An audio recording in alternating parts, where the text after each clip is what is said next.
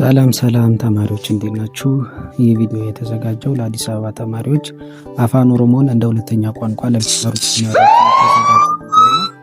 ለዚህ ቻናል አዲስ ከሆናችሁ ሰብስክራይብ አድርጉ። መጨረሻ ላይ ቪዲዮ ከተመቻችሁ ላይክ ማድረጋችሁን አትርሱ። እንዲሁም ሀሳባችሁን በኮሜንት ሴክሽን ላይ ማስቀመጥ ትችላላችሁ ማለት ነው። ያልገባችሁን ጥያቄ በየትኛውም ቋንቋ በአፋን ኦሮሞም ሆነ በአማርኛ እንዲሁም በእንግሊዝኛ በኮሜንት ሴክሽን ላይ ማስቀመጥ ትችላላችሁ። በቀጥታ አሁን ወደ ቪዲዮ የምንገባ ይሆናል። ይሄኛው የአፋን ኦሮሞ መጽሐፍ ወደ 10 ቻፕተሮችን በውስጡ የያዘ ነው።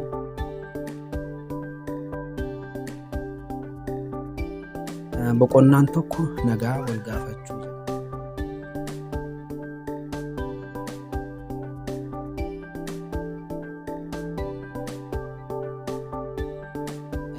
ምዕራፍ የሚያሳየው ከሰዎች ጋር እንዴት ሰላምታ እንደምንለዋወጥ የምንማርበት ምዕራፍ ነው ማለት ነው።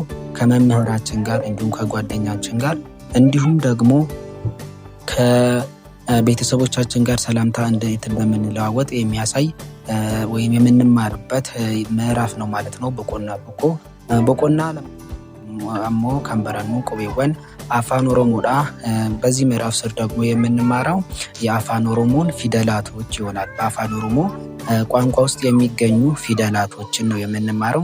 እንደሚታወቀው በአፋን ኦሮሞ ቋንቋ የሚጠቀመው ፊደል የላቲን ፊደልን ነው። እነሱን ፊደሎች በአፋን ኦሮሞ ድምጻቸውን እንለያለን እናውቃለን ማለት ነው። እንዲሁም ደግሞ ቁቤ ደቻ ወይም ደግሞ ጥምር ፊደላቶች የሚባሉ አሉ። እነሱንም በዚህ ምዕራፍ ስር የምንማማር ይሆናል። ሌላኛው ደግሞ በቆና ሰዲ ኦፊብሱ ይላል። ምዕራፍ 3 ደግሞ ራስን መግለጽ ወይንም ራስን ማስተዋወቅ፣ በአፋን ኦሮሞ ቋንቋ እንዴት ራሳችንን እንደምንገልጽ ወይ እንዴት ራሳችንን ለሰው እንደምናስተዋውቅ እዚህ ምዕራፍ ስር እንማማራለን ማለት ነው። ሌላኛው ደግሞ ምዕራፍ 4 ነው። በቆና ፉር ፈኪወን ኢብሱ ማለት ስዕላትን መግለጽ፣ ስዕላትን ማብራራት፣ ስዕላትን እያዩ እነዛ ስዕሎች ስለምን እንደሚገልጹ የምንማርበት ምዕራፍ ነው ማለት ነው ይሄኛው ምዕራፍ። ሌላኛው ደግሞ በምዕራፍ 5 ነው። በቆናሸን ጀቾ ተቆቆዱ ፊ ወሊት ፊዱ። ይሄኛው ምዕራፍ በዚህ ምዕራፍ ስር የምንማረው ደግሞ ቃላቶችን ወደ ድምጽ መከፋፈልና ድምጾችን አንድ ላይ በማምጣት አንድ ላይ በመደመር ቃላትን መመስረት ነው የምንማረው። ይሄኛው ምዕራፍ ለአፋን ኦሮሞ ወሳኝ የሆነ ምዕራፍ ነው ማለት ነው። ስንጽፍ እንዲሁም ስናነብ ግዴታ የአፋን ኦሮሞ ድምጾቹን መለየት አለብን። ያው ቃል ሲባል የድምጽ ድምር ውጤት ነው። እንደሚታወቀው የድምጽ ድምር ውጤት ነው። እነዛን ድምጾች ደግሞ እንዴት አንድ ላይ አምጥተን ቃል እንደምንመሰርት እንማማራለን ማለት ነው። ሌላኛው ደግሞ ምዕራፍ 6 ነው። በቆና ከነጀለት ቲሞ ከንበረኑ ጀቾተ ቤከሞ ነው የምንማረው። ጀቾተ ቤከሞ ማለት የሚታወቁ ቃላቶች ይህ ማለት ምን ማለት ነው? አንድን ቋንቋ ስንማር በጣም የሚታወቁ ቃላቶች አሉ። እነሱ ቃላቶች ምን እንደሆኑ እንማራለን። ለምሳሌ ያህል የሰውነት ክፍሎች ሊሆኑ ይችላሉ፣ የቤት እንስሳቶች፣ እነዚህን የመሳሰሉትን ቃላቶች በዚህ ምዕራፍ ስር የምንማማር ይሆናል ማለት ነው። ሌላኛው በቆና ቶርባ ነው። በቆና ቶርባሞ ጀቾተ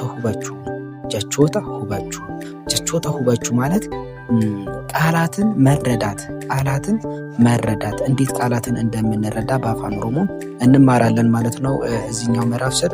ሌላኛው በቆና ሰዴት ማቲ ነው። በቆና ሰዴት ማቲ ማለት ቤተሰብ ነው። የቤተሰብ አባላትን በአፋን ኦሮሞ እንማራለን ማለት ነው። እናት፣ አባት፣ ወንድም፣ እህት ምን እንደሚባሉ በአፋን ኦሮሞ አጎትም አክስትም ምን እንደሚባሉ እንማራለን ማለት ነው በዚህ ምዕራፍ ስር። ሌላኛው በቆና ሰገል ኛታ ነው። በኦሮምኛ የምግብ ስሞችን እዚህ ምዕራፍ ስር ደግሞ እንማራለን። የምግብ አይነቶች እንማራለን ማለት ነው። ሌላኛው ደግሞ ምዕራፍ 10 ነው። ሀሉወን አዳባሱ ማለት ቀለማቶችን መለየት በአፋን ኦሮሞ ቋንቋ ውስጥ ቀይ ምን እንደሚባል፣ ነጭ ምን እንደሚባል፣ ጥቁር ምን እንደሚባል የምንማርበት ምዕራፍ ነው ማለት ነው። እና ትምህርታችንን በዚህ መልኩ የምንቀጥል